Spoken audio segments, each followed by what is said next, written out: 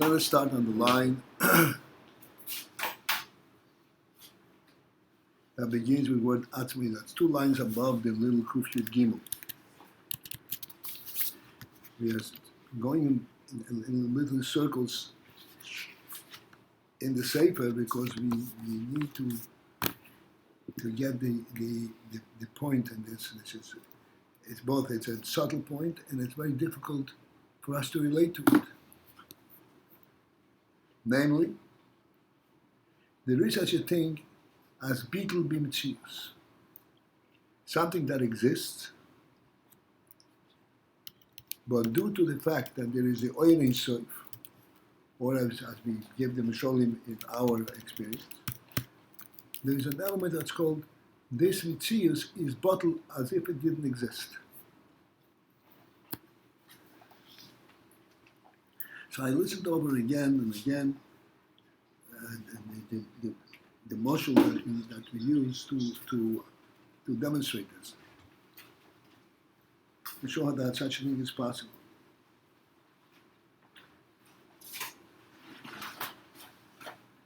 And go right into it. We said that when you are listening to a shiur, and the shiur is taking place in a certain place, a certain address and so forth, all the physical descriptions of the presence of the shiur are non-existent. The bottom it seems, because of the caliber of the shiur, what the shiur represents, all of these things are non-existent. So I still had some questions that people asked, and Shlomo Innocent for one. I gave an answer that I thought to myself, I have to have a definitive answer. An answer that will actually, this we be talking about in our world. If this is a moshel, then we should be able to understand it fully, conclusively. How is it in our world that the place where we sit and give the shiur doesn't exist, but it doesn't exist? We couldn't give a shiur if we didn't have a place over here.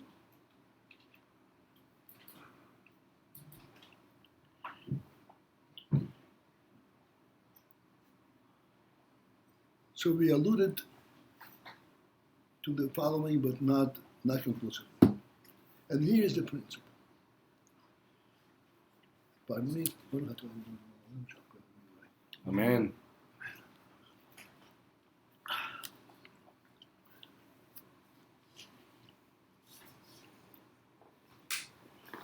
A shiur in anything, particularly a shiur in Chassidus. What is the background? What is the basis of that shiur?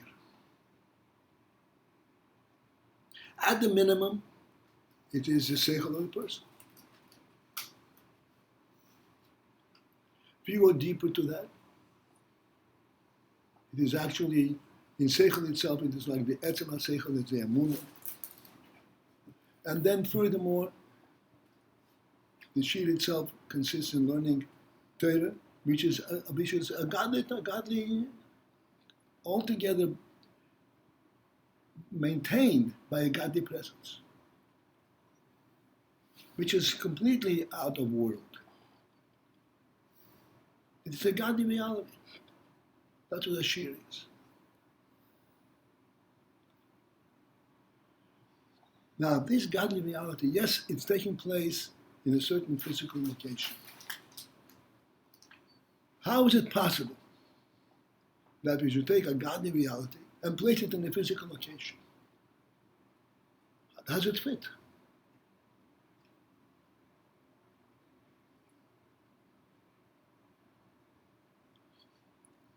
And what, in fact, is the answer to that? How do we feel comfortable sitting in a physical location talking Torah? What's the answer? That this physical location is really a divine creation.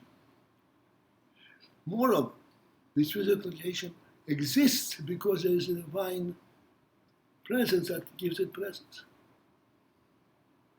As we always talk, Seichel explains that the whole creation is not really an entity unto itself. It doesn't exist because it was created to itself. It is there because there is a divine command that is continually bringing it forth into existence. I want to take, since we get into it, I want to take this just a step further and deeper. How does it make sense, now think about this, that there should be anything altogether? Yes, we take about it, we have a world, we have a Atlantis basement. What does that mean? What kind of being is this?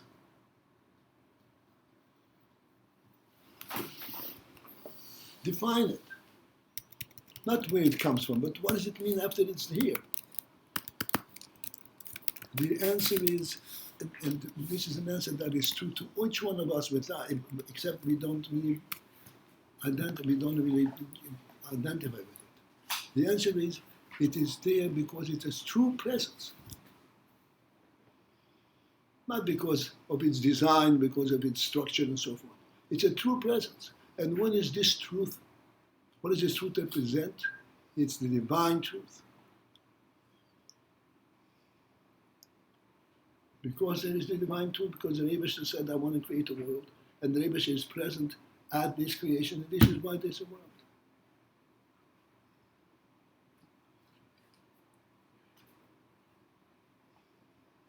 In a minor, so to speak, to understand, to put it into our perspective and our world, this is true even in human experience.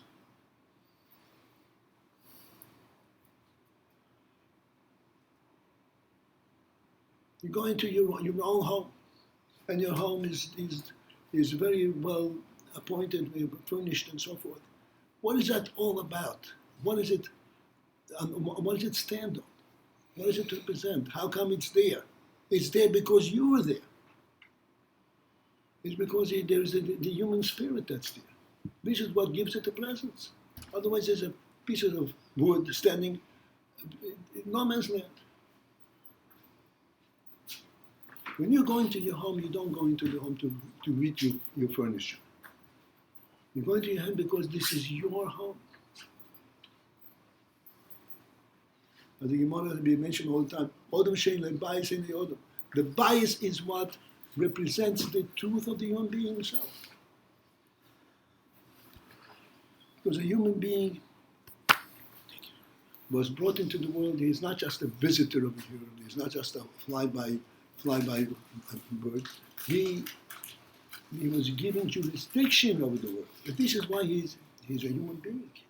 This is why he goes and builds houses and towers and whatever it is. It's his world. This in that it's his world.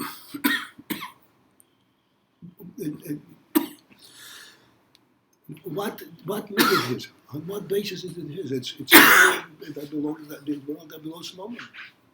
It's an open element. What's the answer? It's his world because the creator of the world gave it to him. And put him in the world and made him responsible for the world.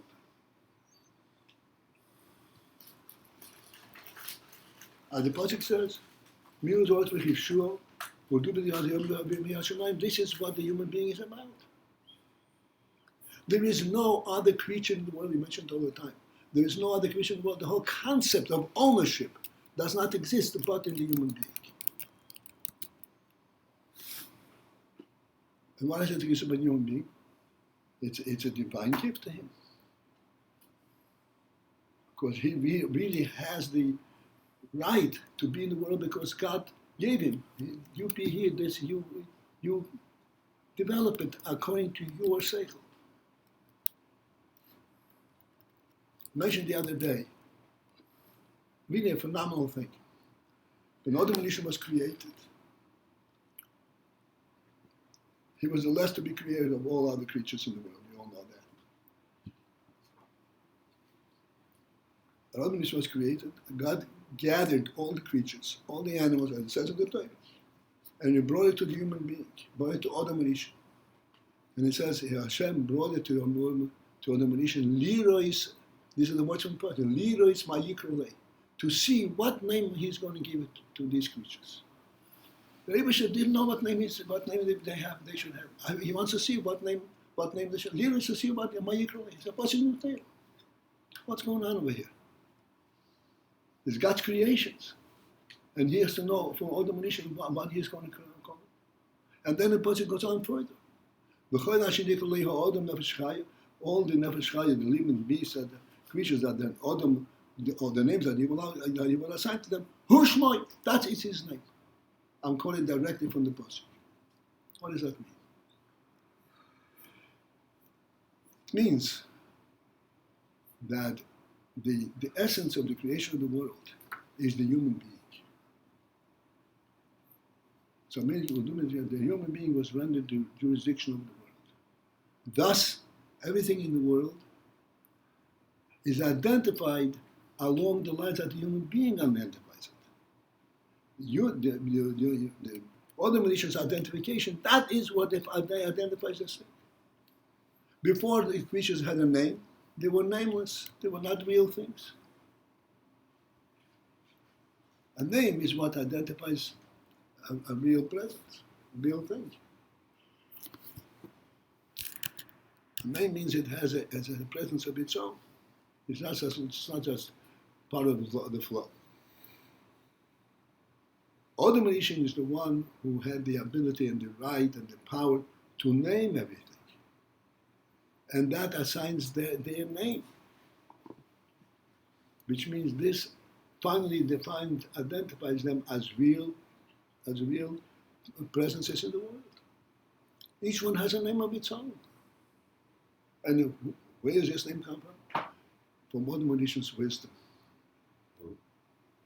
Adam and Isha's wisdom. He had the wisdom to identify and say, this thing has this place in the world, this place in the world, and therefore they have these names.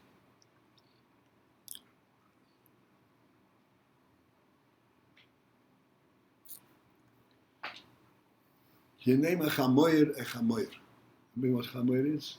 A donkey. And the root is chomer, right? Chomer. And the meaning and the essence of the chamoyer is, a horse is much stronger than the chamoyer. But you cannot load a horse like you load a chamoyer. You load up a chamoyer limitlessly, and he pulls and he pulls and he pulls. A horse he's into running, but to load up with the load and pull a wagon, it's not his thing. A chamoyer, that is his thing.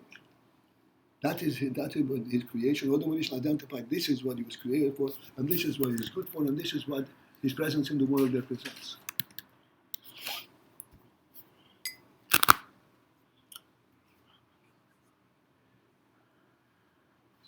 So coming back, but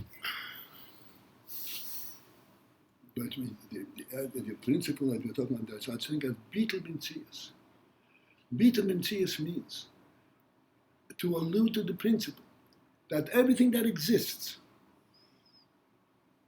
its essential presence, does not represent that they are physically there. It represents what do they represent in terms from a godly perspective. What value did God assign to them? As physical entities, they're both materials.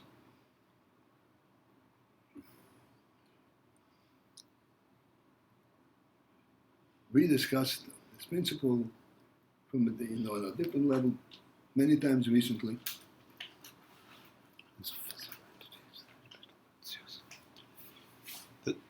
Let me just say one more thing. The earth. What is the earth? That's anybody know. A flat plain piece of ground upon which you can place houses. But the earth is a living entity that is replenishing itself with time, all the time.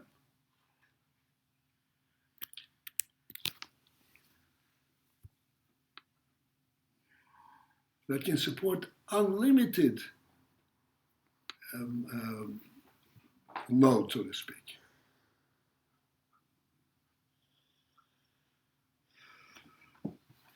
Inexhaustible resource.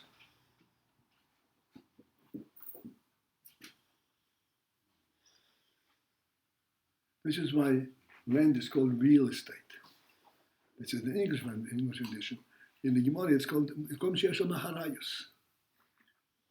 They are guaranteed to be there. It's inexhaustible.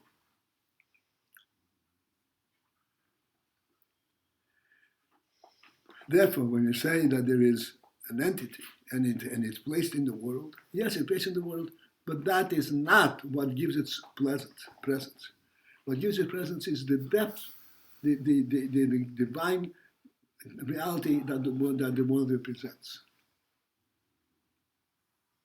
When we come here in this basement to sit and learn, we are not coming into the basement. We're coming into a place that the RASHAB allows and gives support for human beings to be able to use.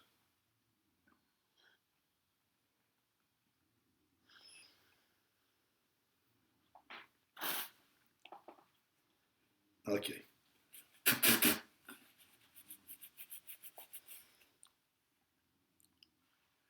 Okay, we said we're going to start from the line that begins with the word atzmo. And this is in the middle of discussing really a very phenomenal Indian. I said the Rambam speaks about it at great length. The principle that a human being acts by his own free choice.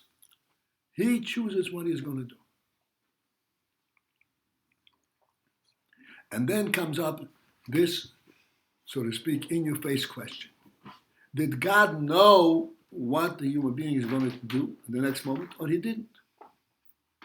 So the Rambam says, if you say that he knew, so then when a human being does it, he is merely following through on what was already preordained that he should do. It's not a choice. A choice means that he chooses without any coercion. Out of nothing, it's his choice. He creates a choice. On the other hand, if you say, no, it pre-existed, then it's not a choice.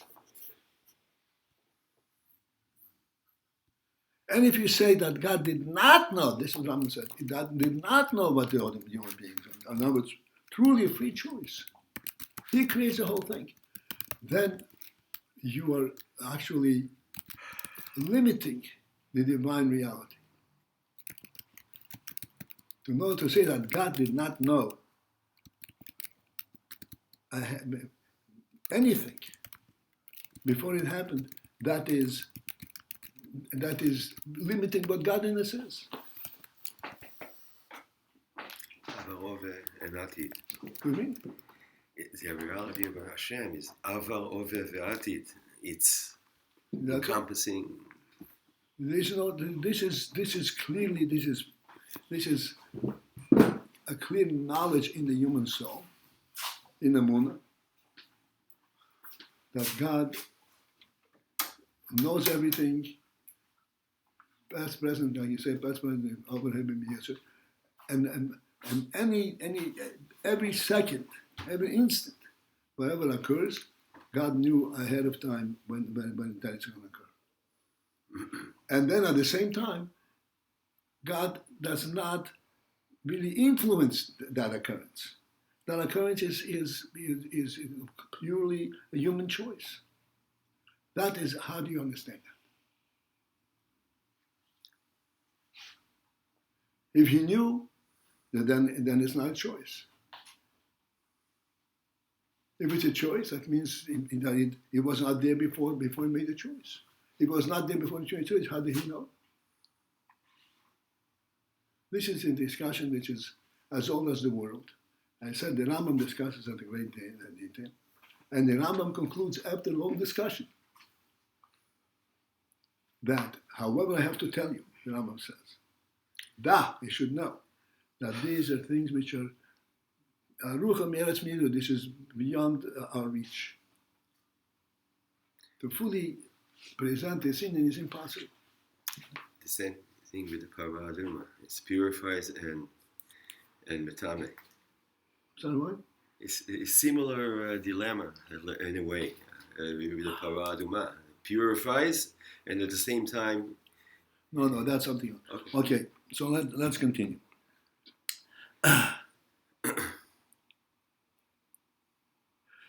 Okay, and so we are in fact right in this question right now. The question is, when a person acts, does he act by his own choice? Choice means absolutely free choice, without any coercion, without any prior necessity that he should choose it according to this.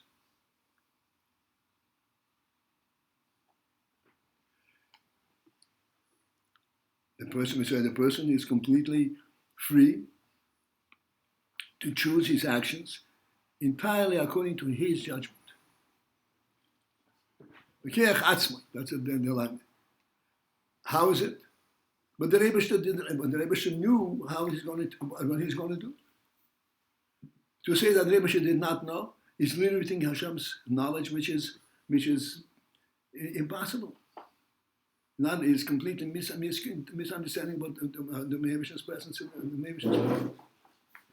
So how do you coordinate both of these things? Correlate these two things? Prior knowledge and yet absolute free choice.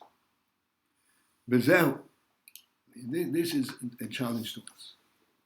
Bezehu, and that is due to the fact, because shehayidiya muvdelas be'erech legamri. Because the idea, the divine knowledge as to how the human being is going to choose to do such and such, is muvdelas be'erech legamri. Muvdelas means is remote. Be'erech in proximity. It's in a different realm, a different level of reality, totally than where the human being is oriented.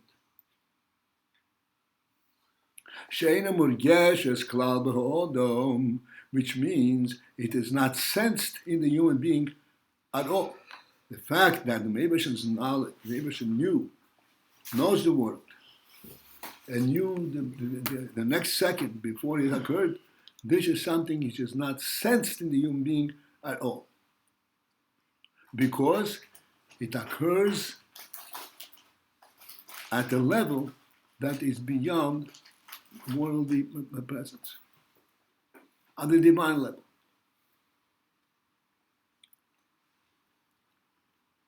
It is absolutely true knowledge, full knowledge, and yet in the world it is totally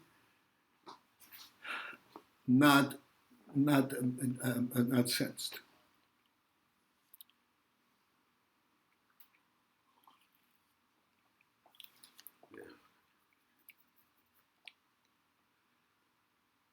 This is what we started talking about this morning, in conclusion of yesterday's talk.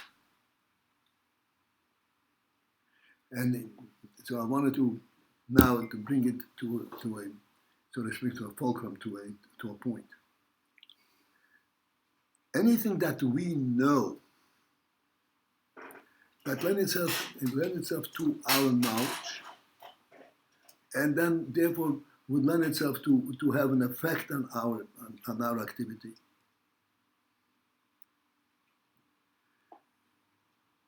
Is a knowledge that has a cause, a beginning and a process. This cup is over here because it was brought here for a reason, for a function.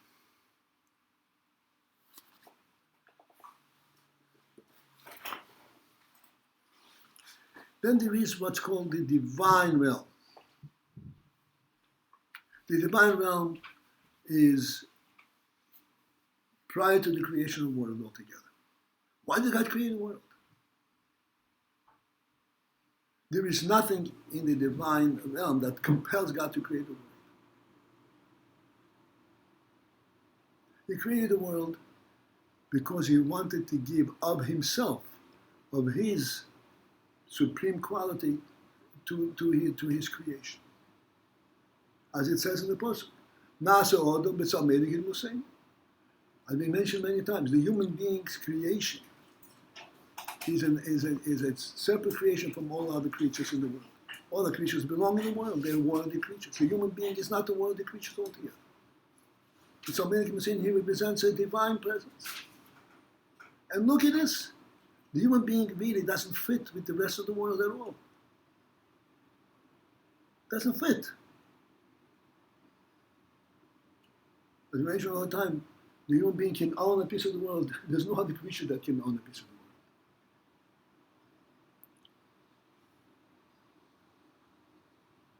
He lives in a totally different reality than every other creature.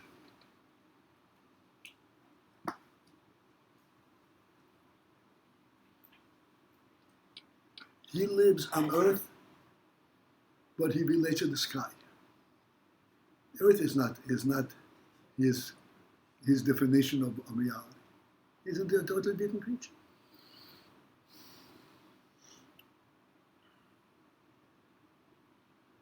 This is a godly gift, giving of himself. It's our Menachem was saying into the world. The human being is, in fact, if you reflect what a human being is, you can see readily that this is really a super creature. He's not limited to worldliness.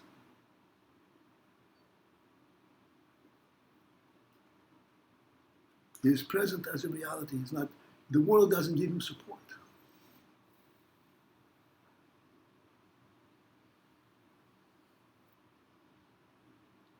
He's present in the world because he's present in the world, not because the world is his home and domain.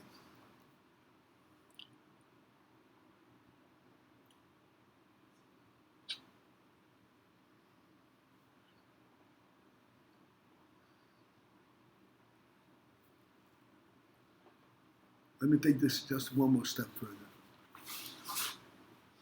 The human being builds houses. Lahadl, birds build nests. Many creatures, many animals have they find their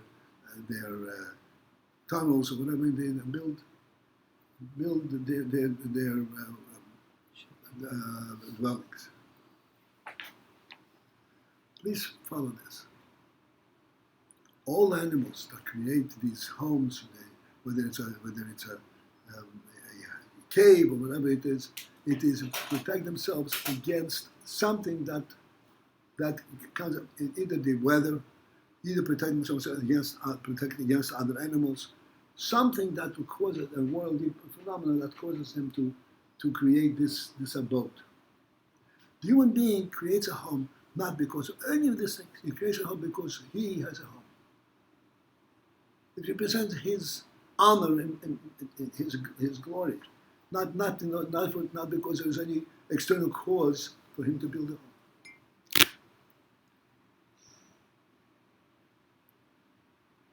Observe. What does your home look like? Walls are protected against the wind, against the wind. It's a home. It's a dwelling. Every corner that you look, you say, oh, this is a human dwelling. This is not just protecting against the elements. This is the living room. This is the dining room. This is the bedroom. This is, a bathroom.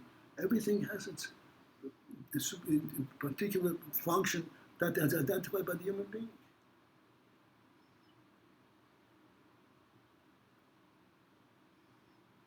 So he is independent of the world. He creates his own world.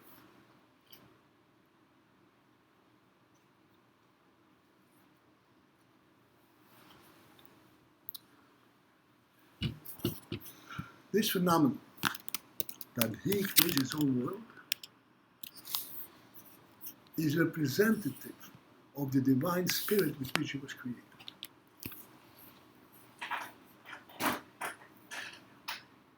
He's created the world, but it doesn't belong to him. He brings the divine spirit, the divine reality, into the world, unworldly time. When he builds a home, he builds it in the physical world, but that's not what he's doing. He's bringing down to the world a superior spirit. Not because to live in the world and you need protection. That's not what the home is about.